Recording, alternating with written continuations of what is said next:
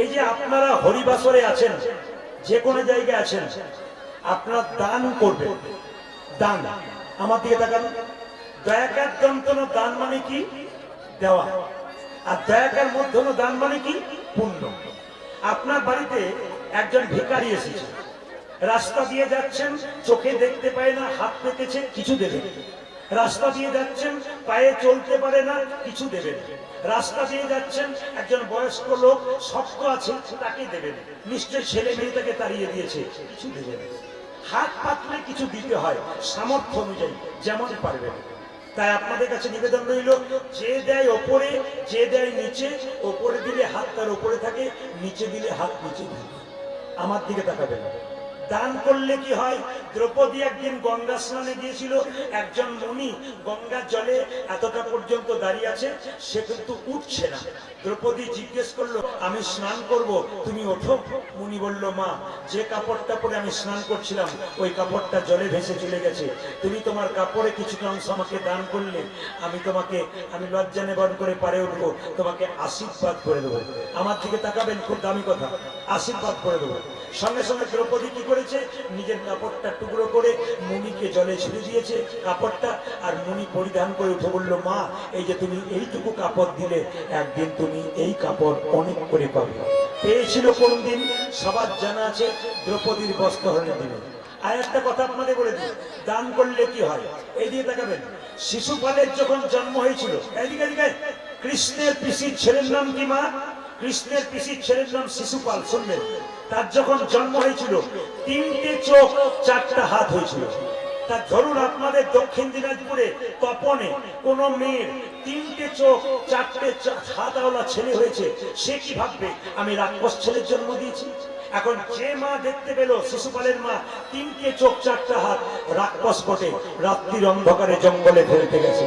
হঠাৎ আকাশবাণী হলো, মা, তোমার এই ছেলেকে তুমি বাড়ি নিয়ে যাও। তোমার এই ছেলের 3টে চোখ 4টা হাত হয়েছে বলে সবাই তোমার ছেলেকে দেখতে আসবে। এমন একজন দেখতে আসবে যে দেখার সঙ্গে সঙ্গে তোমার ছেলের একটা চোখ আর 2টো হাত খসে পড়বে, জানবে তারই হাতে তোমার ছেলের মৃত্যু হবে। সবাই লক্ষ্য করুন মায়েরা, আপনারা বলুন তো কে দেখতে আসবে? জোরে বলুন। বাহ, আমি খুব খুশি। এটা শুধু দক্ষিণ দিনাজপুরে নয়, প্রত্যেকটি জেলায় জেলায়, প্রত্যেকটি রাজ্যে রাজ্যে মায়েরা বলতে পারে। শুনে রাখুন, এখন শিশুপালের জন্ম হয়েছে 3টে চোখ 4টা হাত। দাদা বলাই বলছে কৃষ্ণকে, ভাই যাবি না, একবার দেখে আসি? বলে, কেন? আমাদের ভাই হয়েছে 3টে চোখ 4টা হাত, চল একবার দেখে আসি। আগে আগে যাচ্ছে দাদা বলাই, পেছনে যাচ্ছে কৃষ্ণ। দাদা বলাই গেছে, 3টে চোখ 4টা হাতই হয়ে গেছে। যেই না কৃষ্ণ চোখ ওঠায় পা দিয়েছে, শিশুপালের দিকে নজর দিয়েছে, শিশুপালের একটা চোখ, 2টো হাত খসে পড়েছে। জানতো কে? শিশুপালের মা। সম্পর্কে কৃষ্ণের কি হয়? পিসি। চিৎকার করে বলল, কৃষ্ণ, আমি তোর কে? পিসি। এ তোর কে? ভাই। আমার হাত দিয়ে কথা দে, আমার মাথা ছুঁয়ে কথা দে, কি কেউ জানতে পারবে না। এই যদি তোর ভাই হয়, আমি যদি তোর পিসি হই, তবে কথা দে, শত অপরাধ করলো ক্ষমা করে দিবি। কৃষ্ণ বলল, পিসিমা, আইন রাখবো, ফাঁক রেখে দেবো, শত অপরাধ করলে ক্ষমা করবো, 101 হলে বেটাকে ছেড়ে দেব না। 101 হলে ছেড়ে দেব না, কথা দিল। শত অপরাধ করলে ক্ষমা করব, 101 হলে ছেড়ে দেব না। যখন রাজ্য যজ্ঞ করলো ধর্মরাজ যুধিষ্ঠির, শিশুপাল কৃষ্ণকে দেখতে পেল, সভাপতি রূপে বসে আছে, সবাই সমর্থন করলো। শিশুপাল চিৎকার করে বলল, কে লম্পট ব্রজগোপীর বসন চুরি করে? চোর, চোর, চোর! ব্রজগোপীদের ননি চুরি করে, চোর, চোর, চোর! কৃষ্ণ বলছে, তুই বলে যা, বলে যা, 100টা বলার কথা, তারপর দেখ আমি কে বলি। জেনে 100টা পেরিয়ে গেছে, 101 হয়েছে। কৃষ্ণ সুদর্শন চক্র দিয়ে শিশুপালের মস্তকটা ছেদন করেছে। মায়েরা, কৃষ্ণের সুদর্শন চক্রের আঘাতে কৃষ্ণের আঙুলটা কেটে গেল। সামনে দাঁড়িয়ে ছিল দ্রৌপদী, নিজের কাপড়টা টুকরো করে কৃষ্ণের আঙুলে বেঁধে দিল। কৃষ্ণ বলল, দ্রৌপদী, এই যে তুমি এইটুকু কাপড় দিলে, এই কাপড় তুমি একদিন অনেক করে পাবে। কোন দিন পেয়েছিল মা? দ্রৌপদীর বস্ত্রহরণের দিনে।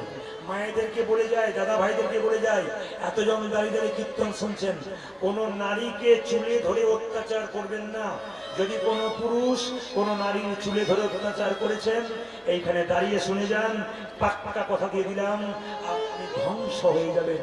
প্রমাণ আমি দিই নাই, রামায়ণ দিয়েছে, মহাভারত দিয়েছে।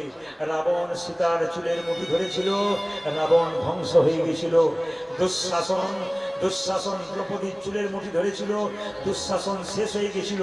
সবাই লক্ষ্য করুন, দ্রৌপদীর যখন বস্ত্রণ হয়েছিল, মায়েরা শুনলে অবাক হবেন, মায়েরা যেমন 4 দিন অসচ অবস্থায় থাকেন, দ্রৌপদীর যখন বস্ত্রণ হচ্ছিল তখন অসচ অবস্থায় দ্রৌপদী চুপচাপ দাঁড়িয়ে আছে, আর 80,000 লোক দাঁড়িয়ে আছে। একটা মেয়ের কাপড় খোলা হবে বলে দেখবে, সবাই নির্লজ্জের মতো দাঁড়িয়ে আছে। দাদু ভীষ্ম পর্যন্ত দাঁড়িয়ে আছে, কোনো প্রতিবাদ করছে না। লক্ষ্য করুন, দুঃশাসন বারবার কাপড় টানছে, দ্রৌপদী এক হাতে কাপড়টা ধরে আছে, এক হাতে ভগবানকে ডাকছে। নারদ মুনি বলছে, কৃষ্ণ, বলে কি তুমি দেখতে পাচ্ছ না? বলে কি, একটা অসহায় নারী বারবার তোমার কাছে কাপড় চাইছে, আর তুমি কাপড় দিচ্ছ না, কাপড় দাও, কাপড় দাও, কাপড় দাও। কৃষ্ণ বলল, নারদ, দ্রৌপদী এখনো এক হাতে নিজের উপরে ভরসা করেছে, আর এক হাতে আমার উপর ভরসা করেছে। যে 2 হাত তুলে ডাকে না, আমি তার কাছে কোনো দিন যাই না। যেই না দ্রৌপদী বলে উঠল, যা কিছু আমার সকলে তোমার, কেবল তুমি, জীবনে মরণে জনমে প্রাণনাথ হয়ো তুমি।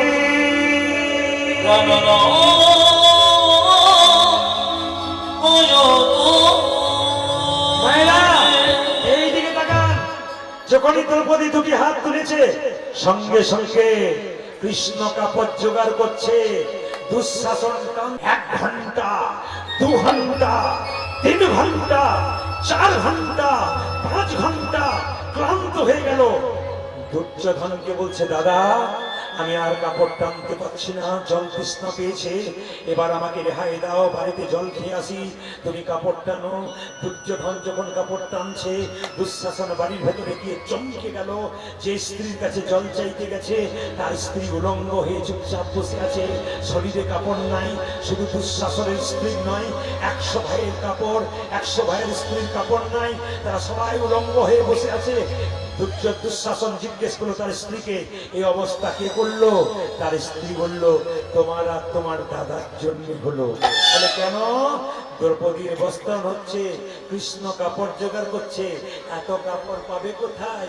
আমাদের গুলো টানছে আর দ্রৌপদীকে দান করছে।